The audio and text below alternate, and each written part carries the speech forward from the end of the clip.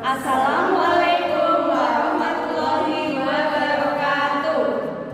Perkenankan kami di sini, saya sendiri Yatini, teman di sebelah kanan saya Siti Sunaika, Alvina Firia, dan teman saya Elsa. Kami di sini akan memaparkan materi tentang fungsi dan tujuan perencanaan PAUD. Selamat menyaksikan.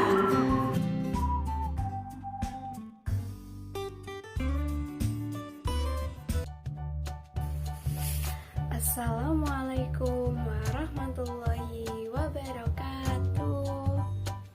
Gimana kabarnya adik-adik hari ini? Semoga sehat-sehat selalu ya. Di sini saya akan memperkenalkan diri. Nama saya Alvina Firia dari Prodi PIAUD semester 3. Alhamdulillah ya. Untuk melanjut kegiatan, lebih baik kita berdoa dulu. Yuk, kita berdoa bareng-bareng.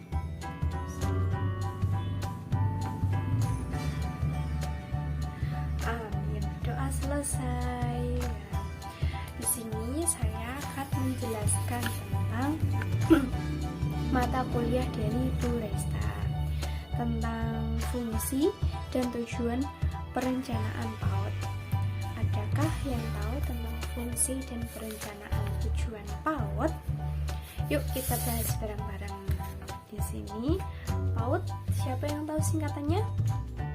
Ya, PAUD adalah pendidikan anak usia dini. Di sini saya akan menjelaskan tentang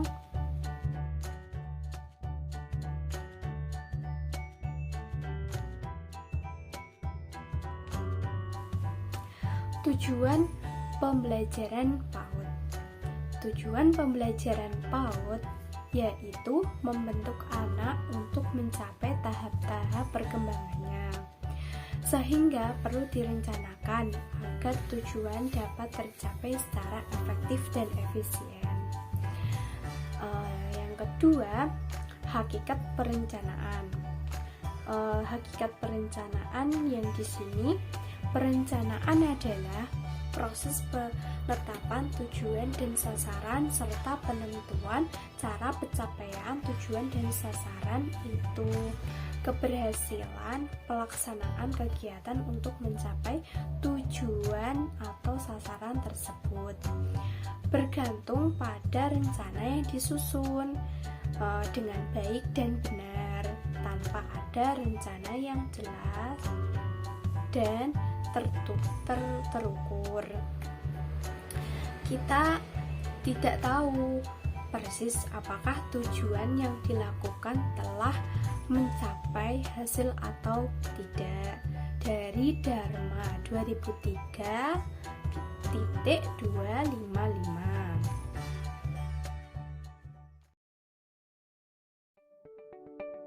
saya akan menyampaikan materi tentang fungsi perencanaan pembelajaran. Fungsi yang pertama yaitu sebagai pola dasar dalam mengatur tugas dan wewenang bagi setiap unsur yang terlibat dalam pembelajaran. Yang kedua, sebagai pedoman kerja atau kegiatan bagi setiap unsur guru dan unsur siswa. Yang ketiga, sebagai alat ukur efektif tidaknya suatu kegiatan pembelajaran berlangsung. Dan yang keempat, sebagai bahan penyusunan data informasi tentang keberhasilan pembelajaran. Materi selanjutnya akan disampaikan oleh Ibu Siti Sulaika tentang tujuan perencanaan pembelajaran PAUD.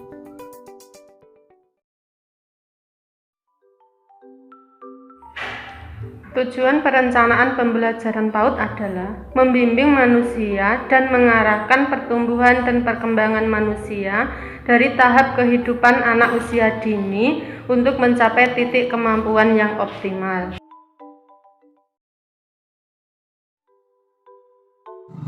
Baik, di sini saya akan menjelaskan tentang kedudukan perencanaan pembelajaran. Ada 4 ya. Yang pertama, kita sebagai pengajar seharusnya sebelum melakukan pelajaran harus mempunyai pedoman atau panduan dalam pembelajaran, supaya kita tahu langkah apa dan prosedur apa yang akan kita lakukan dalam proses pembelajaran. Yang kedua, sebagai penggambaran hasil. Nah, ini adalah suatu gambar proyeksi kegiatan yang akan dilakukan dalam proses pembelajaran. Bisa juga melalui fungsi praktis pembelajaran.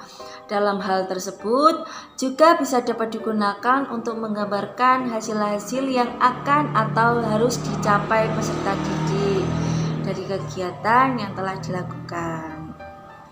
Yang ketiga, sebagai alat kontrol. Nah, pastinya setiap kegiatan pembelajaran, baik di dalam maupun di luar ruangan, harus menggunakan perencanaan pembelajaran juga ya.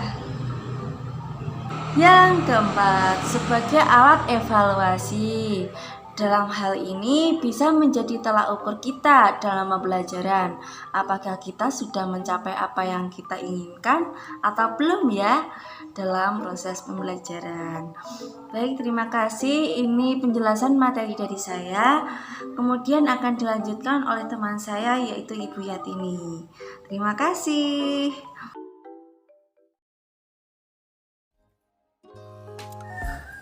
Prinsip-prinsip pembuatan perencanaan.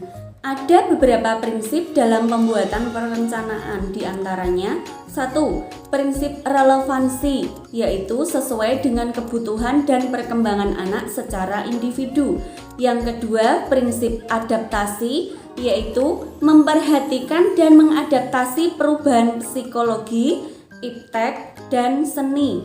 Yang ketiga, kontinuitas, yaitu disusun secara berkelanjutan sesuai dengan tahap demi tahap perkembangan anak. Yang keempat, fleksibilitas, yaitu dikembangkan sesuai dengan keunikan dan kebutuhan anak serta kondisi lembaga. Yang kelima, kepraktisan dan akseptabilitas, yaitu memberikan kemudahan bagi praktisi dan masyarakat dalam melaksanakan kegiatan PAUD. Yang keenam, kelayakan atau visibility, yaitu menunjukkan kelayakan dan keberpihakan pada anak usia dini. Yang ketujuh, akuntabilitas, yaitu dapat dipertanggungjawabkan kepada masyarakat.